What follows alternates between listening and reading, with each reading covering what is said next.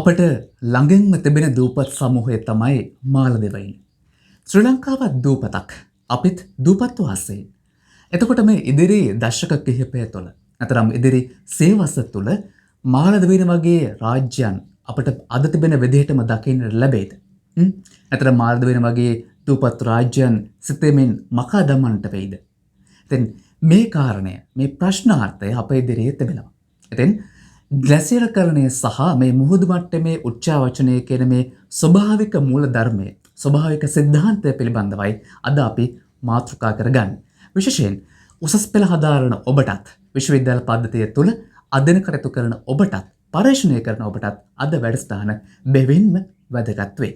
ඉතින් ග්ලැසියරකරණය සහ sea level changes පිළිබඳ කතා කරන්නට සෙන්ස් ස්ටුඩියෝ වෙතමා අද කැඳවා ගත්තා. ලංකාවේ අපිට ඉන්න ජ්‍යෙෂ්ඨ මහාචාර්යවරයෙක්. එතුමන් තමයි මහාචාර්ය ජිනදාස කටුපත. දැන් මහාචාර්යතුමනි, මොකක්ද මේ sea level changes නැත්නම් මුහුදු මට්ටමේ උච්චාවචනය කියන්නේ? මේ සිද්ධාන්තමය කාරණේ කොහොමද? මුලින්ම අපි පැහැදිලි කරගන්න. ඇත්තෙන්ම මුහුදු මට්ටමේ වෙනස්කම් එහෙම නැත්නම් ඉංග්‍රීසියෙන් පාවිච්චි කරන sea level changes කියන වචනය මේ අද ඊයක ඇති වෙච්ච එකක් නෙවෙයි. සමහර විට මේක පෘථිවිය ආරම්භයේ ඉඳලම වරින් වර ගෝලීය වශයෙන් අපි දන්නවා ග්ලැෂියරකරණයන් මහා පරිමාණ ග්ලැෂියරකරණයන් 5ක් ගත වුණා. ඒවා අවුරුදු මිලියන් ගණන් පුරණයි. එතනින් පස්සේ අපිට මේ මෑතක දක්නට ලැබෙන ග්ලැෂියරකරණයේදී අපි හඳුන්වනවා චාතුර්ථික යුගයේ එහෙම නැත්නම් කෝඩ්නරි ග්ලැෂියරකරණය කියලා. එහෙම නැත්නම් සමහර විට ඒක අපි කොටස් දෙකකට බෙදනවා. ප්ලයිස්ටොසීන සහ හොලෝසීන කියලා. දැන් ලෝක ගෝලය ගත්තොත් එහෙම අපි දන්නවා සාගර තියෙනවා, මහද්වීප තියෙනවා. එතකොට මුල් කාලවල ඇත්ත වශයෙන්ම පැන්ජියාව කියලා මහද්වීපයක් තිබුණා. ඒක අංගාරාලන්තය, ලොරේෂාව කියලා කොටස් වලට බෙදලා තිබුණා. ඒකම එතකොට සාගර ව්‍යාප්ත වෙලා තිබුණේ නැහැ. නමුත් අපි කවුරුත් මහද්වීප ප්ලවන කල්පිතය කියන එක පිළිගන්නවා. ඒකේ ප්ලේට් ටෙක්ටොනික් භූකාරක තැටි එහෙම නැත්නම් තැටි භූකාරක කියලා කියනවා. ඒවා වර්ධනය වීමත් එක්කම සාගර වර්ධනය වුණා. ඒ සාගර වර්ධනය වෙනකොට සාගරයක් කියන්නේ ජලය සහිත තැනක්. එතකොට ඒ ජලය සහිත තැනට ජලය ලැබෙන්න ඕනේ. ඒ ජලය ලැබුණේ හිම එහෙම නැත්නම් ග්ලැෂියර දියවීමෙන්. අපි ග්ලැෂියර කරණය කියලා කියනවා, ග්ලැෂියරයිසේෂන්. එතකොට ඒ මගින් කාලීනව ග්ලැෂියර වර්ධනය වෙනවා සමහර කාලවල, සමහර කාලවල ග්ලැෂියර් දිය වෙනවා. අපි ඒවට කියනවා අන්තර් ග්ලැෂියර යුග සහ ග්ලැෂියර් කාල පරිච්ඡේදය. මේවා දවසෙන් දෙකෙන් නෙවෙයි, අවුරුදු දෙකෙන් තුනෙනුත් නෙවෙයි, අවුරුදු සමහර විට මිලියන ගණන් පරතරයන් ඇතිව තමයි ව්‍යාප්ත වෙන්නේ. ඔය sea level changes ගැන කතා කරනකොට දැන් changes කියන වචනේට අපිට තව වචනයක් යොදන්න පුළුවන්, fluctuations. fluctuations කියන්නේ ඉහළ පහළ යාම. දැන් මම කලින් කිව්වා වගේ ඒකට හේතු වෙන්නේ ග්ලැෂියර සහ අන්තර් ග්ලැෂියර කාල.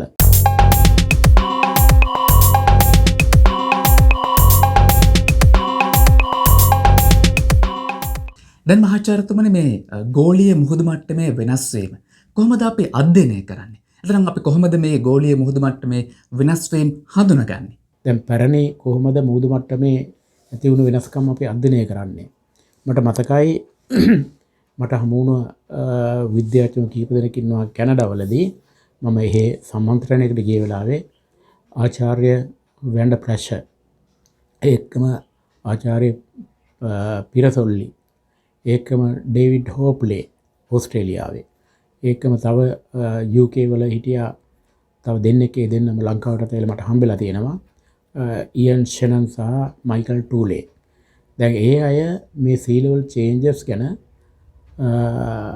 දූපත්වල එහෙම නැත්නම් ඒ අයගේ රටවල වෙනත් රටවලට ගිහිල්ලා පර්යේෂණයන් කරලා තියෙනවා. ඒ පර්යේෂණයන් කරනකොට පාවිච්චි කරපු ඇත්ත වශයෙන්ම මේවට පාවිච්චි කරපු දේවල් මොනවා එක්කද sea level මුහුදු මට්ටම අධ්‍යයනය කළේ? දැන් සමහර රටවලට ගියපුවම පැරණි මුහුදු මට්ටමේ වෙනස්කම් පෙන්වන සංකේත තියෙනවා. ඇත්තටම sea level indicators කියන්නේ සංකේත වගේ ඒවා. දැන් මට මතකයි මම නැගෙනහිර අප්‍රිකාවේ මූදු වෙරළට ගියා. මූදු වෙරළට ගියපුවාම ඇත්තටම අඩි 12 15ක් විතර උඩ තියෙනවා පැරණි කියන්නේ මූදු මට්ටමේ වෙනස්කම්. දැන් ඒ වගේ ඒවා බොහොමයක් රටවලින් අඳුන ගන්න පුළුවන්. දැන් අපේ ටයිඩල් ලංකාවේ ටයිඩල් වෙනස තියෙන්නේ උපරිමයේ දැනට සෙන්ටිමීටර් 90ක් විතර. කැනඩාවල ෆන්ඩි බේ එකට ගියොත් එහෙම මීටර් 25ක් නැත්නම් මීටර් 28ක්. මට මතකයි අපි ඒ කැනඩා ගිය වෙලාවේ කැනඩාවල ෆන්ඩි බේ එකේ ෆීල්ඩ් ට්‍රිප් එකක් තිබුණා. ඒකෙදි කිව්වා ඔයාලා මේකේ ඇවිදින්න යනවා නම් අහවල් වෙලාවට යන්න අනික් වෙලාවට ආපහු වෙන්න අපිට වෙලා විනාඩි ගාණක් දීලා තිබුණා.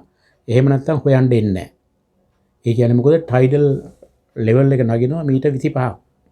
එතකොට අනිවාර්යයෙන්ම වතුරට යට වෙලා ජීවිතේ නැති වෙන්න පුළුවන්. නමුත් අපිට එහෙම ඒවා නැහැ. එතකොට මේවා හොයාගන්න මේ අර මං කිව්වා වගේ ඉන්ඩිකේටර්ස් සංකේතයන් තියෙනවා. දැන් මේකෙම කියනවා මේ sea level මාක විදිහට barrier sand මේවා ඒ රටවලත් තියෙනවා. ඒත්තුම ලංකාව ගැන කතා කරනකොට ලංකාවේ තියෙනවා. ඊට පස්සේ තියෙනවා පැරණි මූදු මට්ටමේ අර තල සමුද්‍රස්ත තල කියලා කියනවා. ඒ වගේ ඒවා තියෙනවා. ඊට පස්සේ වැල්ල පාෂාණ කියලා කොටසක් තියෙනවා. ඒකම තව මූදු ජීවීන්ගේ ලක්ෂණ. ඒකම කොරල්. දැන් අපිට හොඳම දෙයක් තමයි හිරිගල්. කොරල් කියන ඒවා. ඩොක්ටර් පේලියෝ පිරසොල්ලි එයාගේ sea level changes කියලා පොතක් තියෙනවා. ඇත්ත වශයෙන්ම මේ පොතේ පැහැදිලිවම දීලා තියෙනවා එයා sea level indicators මොනවද පාවිච්චි කරලා තියෙන්නේ කියලා. මේ ෆොරමෙනිවෙරා කියන සත්තු. එතකොට මේ මැරින් නොච් කියලා එකක් තියෙනවා. ඒ කියන්නේ මම අර මේ මෙහෙදි දැක්කේ මැරින් නොච්. ඒ කියන්නේ මුහුදු මට්ටම ජල මට්ටම ඉහළට ගිහිල්ලා ඒකේ රැළ වැදීම නිසා කැපිච්ච එහෙම නැත්නම් ඉරෝෂන් වෙච්ච මට්ටමක්. දැන් මේ වගේ සුළු ඒවා ලංකාවේ අඳුන ගන්න පුළුවන්. එහෙම නැතුව මහා පරිමාණ අර වගේ ඒවා නැහැ. මොකද අපේ මුහුදු මට්ටම ඊටම කුඩයිනේ. අනුව බලනකොට සමහරට බෙල්ලෝ බිලිකටු තියෙන ඒවා. දැන් ඒ වගේ සමහර රට ඇතුළට ගොඩාක් ඇතුළට තියෙනවා නම් මුහුදු මට්ටමේ වෙනස්කම් පිළිබඳව දැනගන්න පුළුවන්.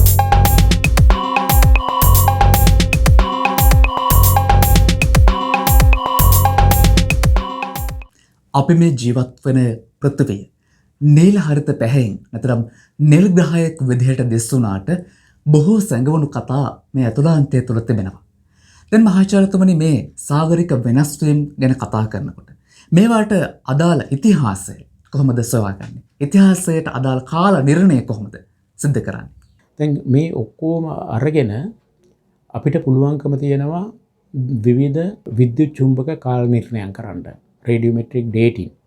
දැන් අත් වශයෙන්ම මෙතන මම දක්වලා තියෙනවා ඩෙන්ඩ්‍රොක්‍රොනොලොජිකල් ඩේටින් කියලා වචනයක්. ඒකෙදි මම හිතන්නේ ගොඩාක් ඒ ඩේටින් තියෙනවා මේ වගේ කාල නිර්ණය කරන්න. ඒ කියන්නේ භූ රූපවල එහෙම නැත්නම් මේ සංකේතවල ඒකෙන් පුළුවන්කම තියෙනවා මුහුදු මට්ටම ඉහළ ගියාද පහළ ගියාද කොහොමද කියලා මේව කරගන්න. අත් වශයෙන්ම මේ අවස්ථාවට ලෙවල් කරලා ඒ කියන්නේ භූමියේ හරියට මැනලා ඒ වගේ උස බට්ටම් අරගෙන තමයි මේවා කතා කරන්නේ. එතකොට තව වචනයක් තියෙනවා රේඩියෝ කාබන් ඩේටින්. දැන් රේඩියෝ කාබන් ඩේටින් වගේදී පුළුවන්කම තියෙනවා අඩු වශයෙන් අවුරුදු 30000කට තරම් නිවැරදි දත්ත කියන්න. නමුත් දැන් අපි කතා කරනකොට අපි යනවනේ අවුරුදු මිලියන් ගණන්. එතකොට රේඩියෝමෙට්‍රික් ඩේටින් වලින් බෑ. රේඩියෝ කාබන් වලින් බෑ. වෙනත් ක්‍රම අවශ්‍යයි. සමහරට තර්මල් ලුමිනසන්ස් වගේ ඒවා එහෙම නැත්නම් වෙනත් දැන් ඔය පාෂාණවල වයස කතා කරන ඒවා ඒ වගේ ඒවා තියෙනවා. ඒ වගේ ක්‍රම ශිල්පයන් අවශ්‍යයි.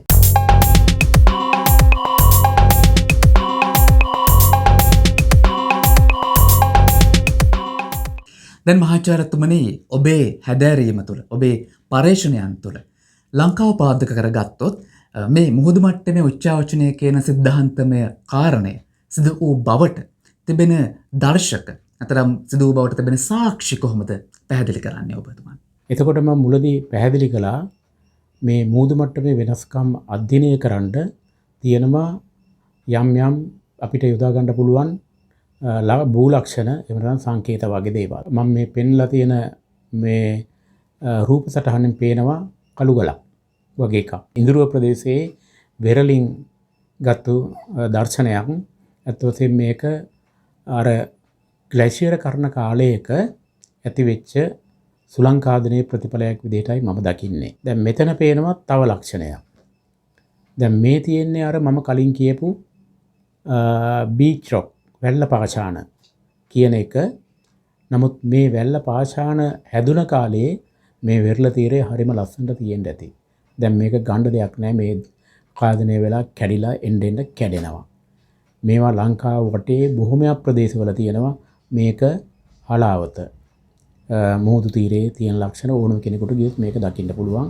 හැබැයි මේ පාෂාණයෙන් ඇතුළට එහෙම සෑහෙන ගැඹුරුයි. ඒ කියන්නේ මේවා කැඩලා තියෙන දේවල්.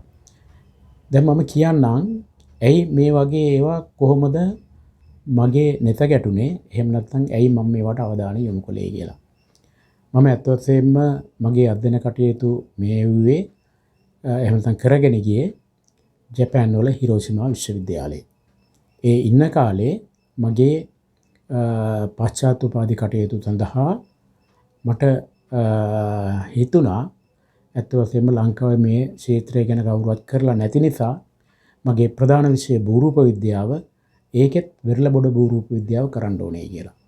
ඇත්ත වශයෙන්ම මට මගේ මහාචාර්යතුමා පූජිවරා කෙන්සෝ කියන මහාචාර්යවරයා එතුමා මට කියලා තිබුණා ලංකාවට කීප සැරයක් ගිහිල්ලා සාම්පල් අරගෙන ඇවිල්ලා මෙහි රේඩියෝ කාබන් ඩේටින් කරලා ඇත්ත වශයෙන්ම මේ sea level changes ගැන අධ්‍යයනය කරනවා නම් හොඳයි කියලා. මම ඒකට එකඟ වුණා. මොකද මට අලුත් ෆීල්ඩ් එකක් ඒක මට අලුත් දෙයක් ඉගෙන ගන්න පුළුවන්. මේ හිරෝෂිමා යුනිවර්සිටි රේඩියෝ කාබන් ඩේට්ස් 1 කියලා එකක් තියෙනවා. ඒකම ඩේට්ස් 2 කියලා එකක් තියෙනවා. මේ වගේ මම කරපු සාම්පල් එහෙම නැත්නම් ඒ නියදි ඔක්කොම කරලා C14 dating carbon dating අපිට ඉදිරිපත් කරලා තියෙනවා මේ රේඩියෝ කාබන් ජර්නල් කියන එකේ.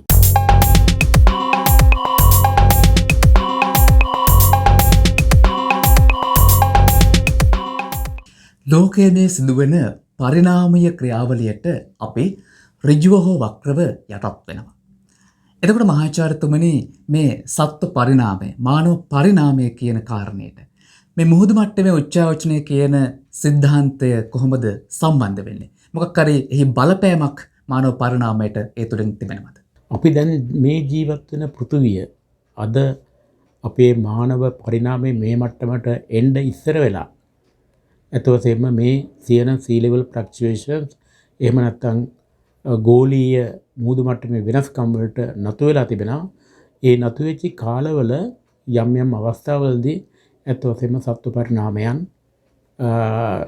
ක්‍රමයෙන් දැන් අපි විශ්වාස කරනවා නෙමෙයි අතවසෙ මිනිස්සු විද්‍යාඥයෝ හොයාගෙන තියෙනවා. ඒක ශෛලීය සත්‍යාගේ ඉඳලා අද මේ දක්වා අතවසෙම අපි දකින අලියතුන් එහෙම නැත්නම් මේ මානවයා දක්වා ව්‍යාප්ත වෙලා තියෙනවා. එතකොට මුහුද ගත්තොත් එහෙම කුඩා පරිමාණයේ ඊටාම කුඩා පරිමාණයේ බෙල්ලගේ ඉඳලා එහෙම නැත්නම් කුඩා පරිමාණයේ මාළු ඉඳලා සමහරට තලමහ දක්වා විශාල සතුන් ඉන්නවා. නමුත් අර කතා කරපු භූ යුගවල ඒ වගේ පරිණාමයත් එක්ක සමහර කාලවල සතුන් ඇති වෙනවා ඊළඟ භූකාල පරිච්ඡේදයක් එනකොට ඒ සතුන් අතුරුදහන් වෙනවා. මේක තමයි අපි ඇත්ත වශයෙන්ම අර extinct animal කියලා සඳහන් කරන්නේ. දැන් මෙතන ඇත්ත වශයෙන්ම මේකෙන් පෙන්눔 කරනවා මේ වෙනස්කම් ඇතිවීමට ගෝලීය වශයෙන් වන වෙනස්කම්. මේකේ පේනවා මේ අපි දන්නවා පෘථුවියේ භ්‍රමණය වෙනවා ඒකම පරිභ්‍රමණය වෙනවා. ඒකම වඩදිය උදම් ඇති වෙනවා. උදම් කියන එක වඩදිය බාදිය ඇති වෙනවා. ඒකම සමහර විට සමහර කාලවල ලෝකේ අපි දන්නා උත්තර ධ්‍රවයට ගියොත් මාස 6ක්ම රාත්‍රී කාලය. සමහර විට දකුණට ගියොත් ඒකේ අනිත් පැත්ත. දැන් මට අත්දැකීමක් තියෙනවා එහෙම. මම එක සැරයක් ස්වීඩන් ඉඳලා කිරුණා දක්වා ගිය වෙලාවක midnight sun ඒ කියන්නේ රැයක් නැහැ.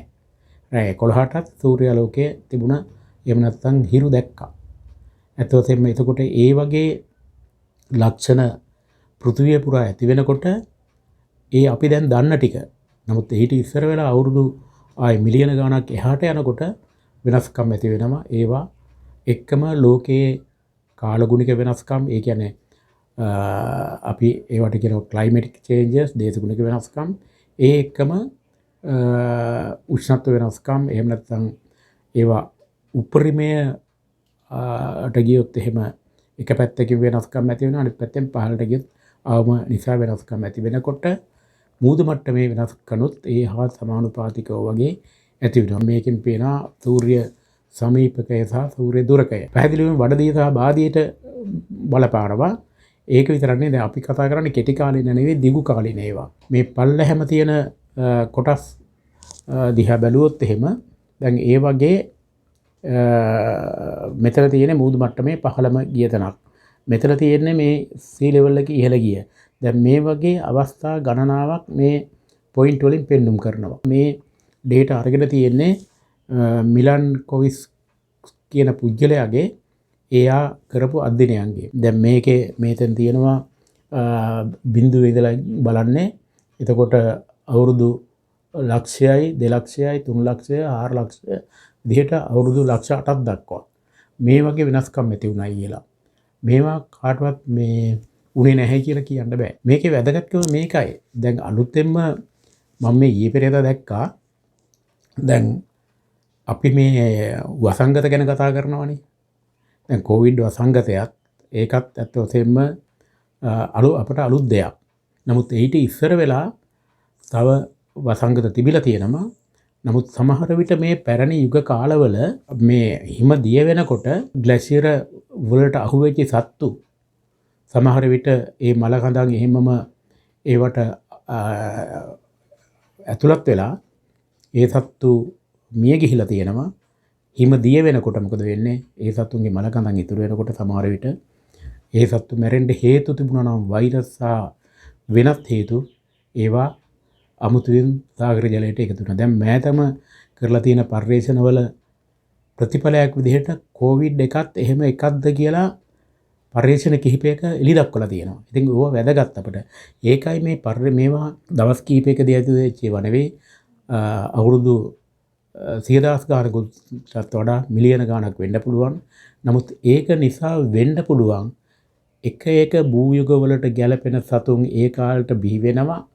ඒකම අතුරුදහන් වෙනවා. දැන් ලංකාවෙත් ඉන්නවනේ එක්ස්ටින්ක්ට් ඇනිමල් කියලා අතුරුදහන් වූ සත්තු ගැන කතා කරනවනේ. එහෙමනම් ඇත්ත වශයෙන්ම මේ වගේ බලපෑම අනිවාර්යයෙන්ම තියෙන්න පුළුවන්.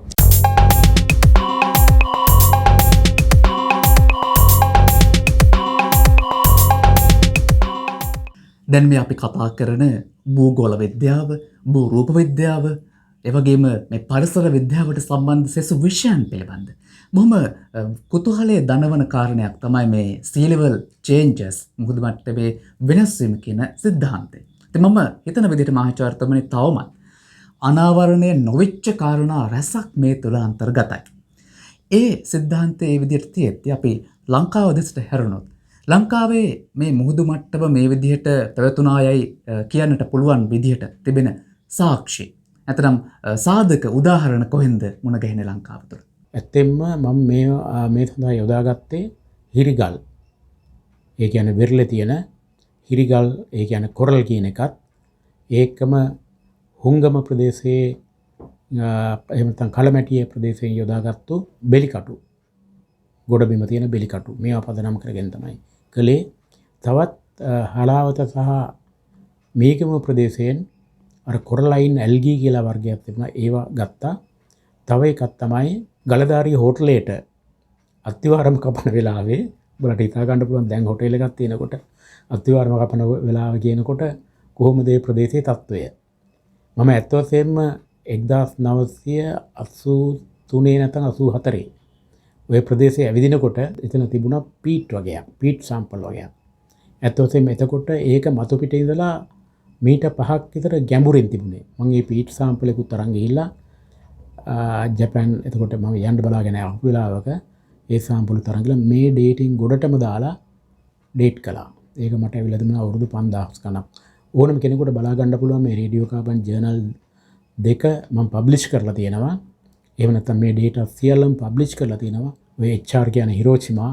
එතකොට මේ හතගල කියන්නේ ඒක ප්‍රදේශයේ නම ඔය වගේ සාම්පල් සියල්ලගේම විස්තර මේ පිළිබඳව තියෙනවා. ඒක මට මෑතකදී 1995 මම ස්වීඩන් යනකොට ගිය වෙලාවක එතකොටෙන් පොඩි අධ්‍යයනයකට මාස 3කට ගිය වෙලාවක මට ස්ටොක්හෝම් විශ්වවිද්‍යාලයේ ආචාර්ය රීස්බර්ග් මුණ ගැහුණා. ඒ මම යනකොට ලංකාවෙන් සාම්පල් වගේ අරන් ගියා. අරන් ගිහලා මම එතුමාට කිව්වා ආචාර්යතුමනි මට පුළුවන් නම් මෙන්න මේ වගේ කාබන් 14 ඩේටින් කරලා දෙන්න කියලා සාම්පල් 7ක් දුන්නා. මට මාස 3ක් ඇතුළත එතුමා ඒ සාම්පල් ටික කරලා ඉවලා තිබුණා. මෙන්න මේ බලන්න මේ පින්තූරය හික්කඩුවේ හිරිගල් එහෙම නැත්නම් කොරල් සාම්පලයක්. දැන් මේකේ අවස්ථා 4ක් පින්නම් කරනවා යට ඉඳලා උඩට වැඩුණ ඒවා. මේවා ඊතරම වැඩිච්ච ඒවා. එහෙම නැතුව කවුරුවත් හදපු ඒවා නෙවෙයි. අවාසනාවකට වගේ දැන් මේවා ඔක්කොම සීරෝෂන් එකත් එක්ක කැඩිලා බිඳලා ගිහිල්ලා. ඒ කියන්නේ දැන් අර අන්තර්ග්ලැසියර් කාලයක් කිව්වනේ. එතකොට ඒකක තමයි දැන් අපි ඉන්නේ. එහෙම වෙනකොට මුහුදු මට්ටමේ සමහරට සෙන්ටිමීටර් 2-3ක වතුර වැඩිවීමක් වුණත් ඒක ඊටාම අහිතකර ලෙස අපේ රටවලට බලපාන්න පුළුවන්.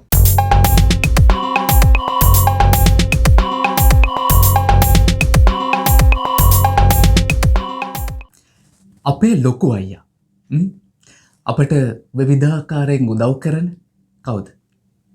අපේ අසල්වැසි රට ඉන්දියාව. දැන් ඉන්දියාව සහ ශ්‍රී ලංකාව අතර මේ සංස්කෘතිකමය සම්බන්ධතාවයක් අපි ගොඩනගාගෙන තිබෙනවානේ. එනි මේ සංස්කෘතිකමය කාරණයක් එක්ක අපි ඔවුන් සමග එකට බද්ධ වෙලා හිටියා කියලා ඉතිහාසය තුලත් සඳහන් තිබෙනවා. දැන් මහාචාර්යතුමනි මෙන්න ඒ පහදා ගන්නට හොඳම වෙලාව. මේ මුහුදු මට්ටමේ වෙනස් වීම සහ මේ සංස්කෘතිකමය කාරණා අතර ඒ කියන්නේ ඉන්දියාවේ ශ්‍රී ලංකාවයි එකට බද්ධ වෙලා තිබුණායි කියන කාරණය කොහොමද මේ સિદ્ધාන්තය අනුව ඔබතුමන් පැහැදිලි කරන්නේ? මෙන්න මේක ඊටාම වැදගත් මේ සිතියම. මොකද මේකේ පේනවා අවස්ථා තුනක්. එකක් තියෙනවා අවුරුදු 18000කට කලින් ලංකාවේ ව්‍යාප්තියක්. ඊට පස්සේ අවුරුදු 7500 ඊට පස්සේ 6500 5500 අන්න අර ලෝක මට්ටමේ මම කතා කළානේ sea level changes ගැන. එතකොට ඒ හා සමානම වෙනස්කම් මේකේ තියෙනවා. දැන් මම මේකේ අඳින්න ගියේ නෑ මේට අවුරුදු 20000කට 22000කට කලින්. එහෙම වුණා නම් ලංකාව අපිට දකින්න ලැබෙන්නේ අතවසෙම ඉන්දියාවත් එක්ක තියෙන සම්බන්ධයක්. ඔය මොකක්ද මෙතන තියෙන පෝක් සමුද්‍ර සංධිය අතවසෙම සමුද්‍ර සංධියක් නෑ. එතකොට ලංකාවයි ඉන්දියාවයි පහතුවෙන් එහාට මෙහාට යන්න පුළුවන්. ඒ කාලේ හිටපු මානවයා එහෙම නැත්නම් අනිකුත් සතුන් ඒකම ගමන් කළ බවට පැහැදිලිවම සාක්ෂි තියෙනවා. දැන් බලන්න මෙන්න මේ සිතියම දිහා ගත්තාම එහෙම නැත්නම් මේ ඉමේජ් එක දිහා ගත්තාම අපිට පේනවා ඉන්දියාවයි ලංකාවයි හිමාලය අර පාකිස්තාන් පැත්තේ මේක හරිම මේ මොකද්ද නිවැරදිම හිතන්න එපා මේක රියල් සිතියමක් කියලා. නමුත් මේකෙන් පෙන්눔 කරන්න ගත්තේ මේ ලංකාවේ ඉන්දියාවේ තියෙන සම්බන්ධය. දැන් මේක ඇත්තෝසෙම මුහුදු මට්ටම පහළ ගියා නම් අද අපට පෙන්නන මන්නාරම් දූපතයි මේ ඉන්දියාවේ ඔය ධනුෂ්කොඩි හරියේද තියෙන මේකයි මේ වගේ එකට පේනවා. වෙනසක් නැහැ. ඒ කියන්නේ sea level එක පල්ලෙහා ගිය වෙලාවක. මේක සමහර විට අවුරුදු දැන් අපේ last glacial maximum කියන එක තියෙන්නේ එහෙම නැත්නම් පහළම ග්ලැෂියර තිබුණු කාලේ සලකන්නේ අවුරුදු 19000 නැත්නම් 18000 ඉඳලා 22000 තරම් කාලයේදී. එතකොට මුහුදු මට්ටම තිබුණා කියන්නේ මීටර් 150ක් 120ක් 80 ඒක ලෝකයේ තැන් තැන්වල වෙනස් වෙනවා. ඉතින් එවැනි අවස්ථාවක ලංකාවයි ඉන්දියාවයි මේ වගේ වෙන්න පුළුවන්. හැබැයි තව වැදගත් එකක් තියෙනවා. දැන් ආචාර්ය පීපී ධර්ණේගල අතෝද ශ්‍රීරාම් ධර්ණේගල තුමත් ඒ වගේ පරිශන කරපු කෙනෙක්. නමුත් මම කතා කරන්නේ පීපී ධර්ණේගල. එයාගේ ප්ලයිස්ටොසීන් ඔෆ් සිලෝන් කියන පොතේ තියෙනවා මේ බඹසීයේ සමගැමුරු රේඛාව කියලා. බඹසීයක් කියන්නේ අඩි 600ක්. බඹයක් කියන්නේ අඩි 6ක්නේ. එතකොට අඩි 600ක්. අඩි 600ක් කියන්නේ දල වශයෙන් මීටර් 180ක්. මීටර් 180ක් ගිය තැනකදී බිඳුමක් පේනවා සාගරයේ. ඒ බිඳුම තමයි අර සමහර විට අවුරුදු 20000 තරම් කාලයේදී ලෝව සී ලෙවල් එක. මේක තවත් බ්‍රිතාන්‍ය නාවිකයෙක් සෝමවිලේ කියලා එයාත් මේ සමගැඹුරු රේඛා ගැන කතා කරලා තියෙනවා. එතකොට ඒක අපිට වැදගත් වෙනවා මේ sea level changes එහෙම නැත්නම් මූදු මට්ටමේ වෙනස්කම් පිළිබඳව අධ්‍යයනය කරනකොට. දැන් මේ ඡායාරූප දිහා බලනකොට පේනවා ලංකාවයි ඉන්දියාවයි වෙන් වෙලා. එතකොට කිසිම අයිතියක් නැහැ ඉන්දියාවට ලංකාව ගැන ලංකාවට ඉන්දියාව ගැන. අපි ඇත්ත වශයෙන්ම වෙනස් වෙච්ච දූපත් වාසීන් විදිහට තමයි මෙතෙන්දී දැන් ඔය හොලෝසීන් පීරියඩ් එකේ ඉඳලා වරින් වර ඇති වෙච්ච ෆ්ලක්චුේෂන්ස් වලදී දකින්න ලැබෙන්නේ. මෙතනදී වැදගත් වන දෙයක් තමයි ඇත්ත වශයෙන්ම දැන් අපි කතා කරනවා ලංකාවයි ඉන්දියාවයි අතර ආදමගේ පාලම. මේක කවුරුවත් ඇත්ත වශයෙන්ම කිසිම මිනිහෙක් එහෙම නැත්නම් රජෙක් හෝ දෙවියෙක් හෝ හදපු දෙයක් නෙවෙයි. මෙතන අර ස්වාභාවිකව වර්ධන වෙච්ච කොරල් පර වගේක් තියෙනවා. මේ රටවල් දෙක අතර ඒක වර්ධනය වෙන්න පුළුවන් කොරල් පරිණාමය අනුව. එතකොට ඊසාන දිග මෝසම් කාලයේදී ඇත්ත වශයෙන්ම බෙන්ගාල බොක්ක පැත්තෙන් සුළං හබනවා ලංකාවේ බටහිර පැත්තට. එතකොට ඒ පැත්තෙන් ඇවිල්ලා වැලිකොට ගැහෙනවා. අනිත් පැත්තෙන් නිර්තදිග මෝසම් කාලෙදී මැනාබේ එකේ ඉඳලා සුළං හමනවා අනිත් පැත්තට පෝක් බේ පැත්තට. එතකොට එහෙම අවුරුදු 7 ඍතුමේ වශයෙන් කියන්නේ ගොඩනැගිලා තමයි මේක හැදිලා තියෙන්නේ. ඉතින් දැන් මේක විවිධ අයිතිවාසිකම් කියන්නයි වෙන ආගමික මතිමතාන්තර වලටයි මේ එක එක කතා කළාට ඒක නෙමෙයි ඇත්ත සිද්ධිය තියෙන්නේ.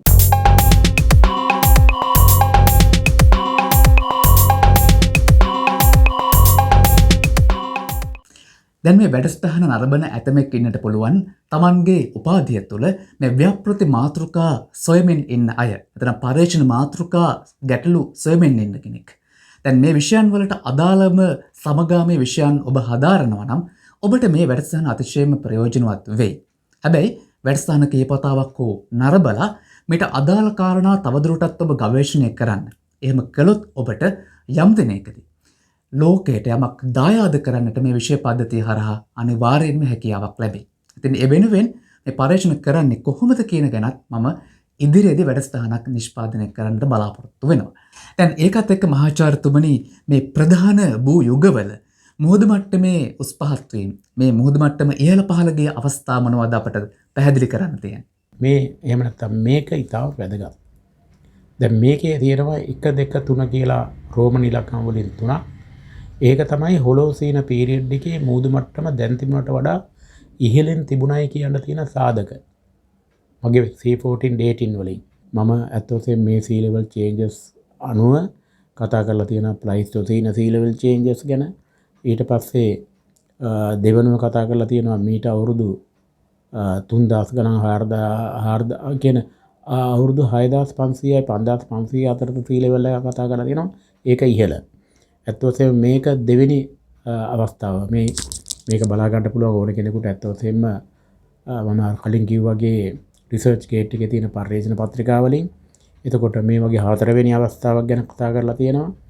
ඒකම මේ අවසාන අවස්ථාව වෙනකොට දැන් තියෙන මට්ටමට ඇවිල්ලා තියෙනවා. ඇත්ත වශයෙන්ම මුහුදු මට්ටමේ වෙනස්කම්. උද ආචාර්ය ශිරාන් දර්ණීගල වගේම ආචාර්ය පීපී දර්ණීගල සහ වෙනත් අයගේ පර්යේෂණවල ඒ කාලවල හිටපු සත්තු ගැන සඳහන් වෙනවා. ඒ කියන්නේ ප්ලයිස්ටෝසීන් යුගයේ. ඒ කියන්නේ මේට අවුරුදු ඔය මම කියපු අවුරුදු 20000 ඉඳලා එහාට අතීතයට. එතකොට මේ විශේෂයෙන්ම සබර්ගමුව බේසින් එකෙන් මේ කුරුවිට වගේ ප්‍රදේශ පදනම් කරගෙන අපිට හම්බෙනවා අතුරුදහන් වූ සත්තු. ඒ කියන්නේ මොනවාද මේ කඟ වේනා. එහෙම නැත්නම් මුව වර්ග. එතකොට හරක් ගවරා වගේ සත්තු. ඒකම සමහර විට මේ සිංහ කොටියා වගේ සත්තු. ඒ වගේම පෙන්눔 කරන්නේ අර මුහුදු මට්ටමේ වෙනස්කම් වෙනකොට ඒ සත්තු අතුරුදහන් වෙනවා කියන එක. ඒකයි මම කිව්වේ අර මිලන් කොයිස්ගේ චක්‍රය අනුව සමහරට අවුරුදු තව ලක්ෂ 2-3ක් යනකොට එහෙම නැත්නම් මිලියනයක් විතර යනකොට මේ මානව සංහතිය අමුතු જાතියකින් වර්ධනය වෙන්න පුළුවන්. ඒ සත්තු මිනිස්සු අතුරුදහන් වෙලා. ඒකත් වැදගත් දෙයක් මේ මුහුදු මට්ටමේ වෙනස්කම් මේක කතා කරන්න පුළුවන්.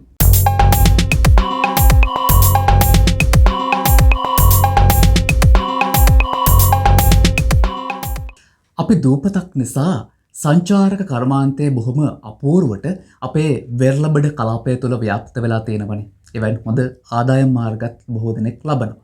හැබැයි මේ කාලේ නම් ඒ ආදායම් ලබන්න සුදුසු කාලයක් නෙවෙයි. කොහොමනත් අපි මේ කතා කරන සිද්ධාන්තය ගැන ගත්තොත් මහාචාර්යතුමනි, ඉදිරි කාලය තුරදී අපට හිමි මේ භූමි ප්‍රමාණය මේ විදිහටම තියෙවිද? අතරම් අපට මේ මුහුදුබඩ කලාපයේ ආශ්‍රිත භූමි ප්‍රමාණය අහිමි වෙයිද? අතරම් වැඩිපුර අපිට ලැබෙයිද? මොකක්ද ඒ ගැන ඔබේ පැහැදිලි කිරීම? කාදනය වෙන්න නම් මුහුදු මට්ටම යම්කිසි ප්‍රමාණයකින් ඉහළ යන්න ඕනේ. මේක කවුරුවත් මේ දැන් අපි හැමතිස්සෙම කතා කරනවා ලංකාවේ වෙරළ කාදනය වෙනවා මේක නතර කරන්න ඕනේ කිය. මේ ගල් දාලා මේ සෙල්ලම නතර කරන්න හම්බෙන්නේ නැහැ කොහොමත්.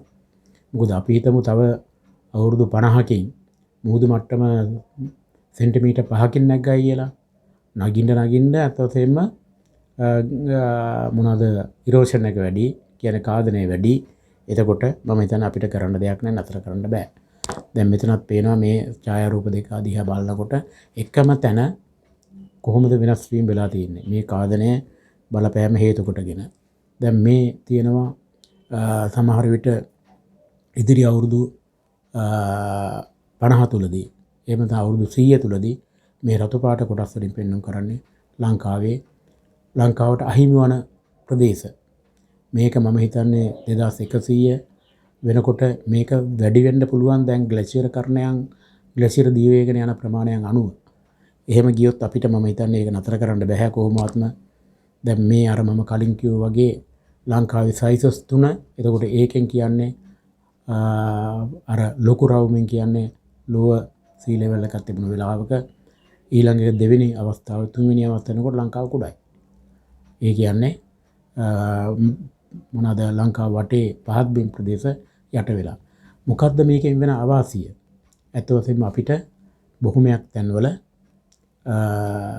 අපේ සමහරට කුඹුරු ලවණතාවය වැඩි වෙනවා. අපට ඉඩම් අහිමි වෙනවා. බෝට්ටු වැදගත්තු තැන් අපට ඒවා අහිමි වෙනවා.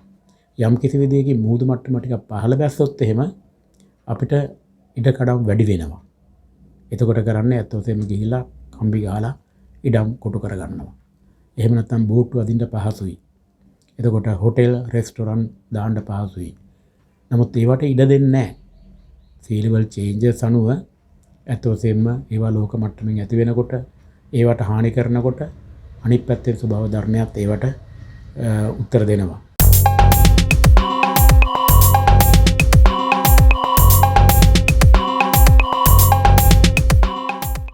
මගේ ආරාධනයෙන් සෙන්ස් ස්ටුඩියෝ වෙත පැමිණි මහාචාර්ය කටුපත මහතාට ස්තුතිය පුද කරන අතරම අපි වැඩසටහන මෙතෙකින් නිමා කරනවා. ඉතින් මේ සංචරණ සීමා පැනවූ සමයේ බොහොම ආරක්ෂාකාරීව නීතියට අවනතව කටයුතු කරන්න කියන ඉල්ලීම ඔබෙන් කරමින් අපි තවත් දවසක මෙවැනිම අධ්‍යාපනික වැඩසටහනකින් මෙගෙන් ගිහින් නම් ඔබට සුබ දවසක්.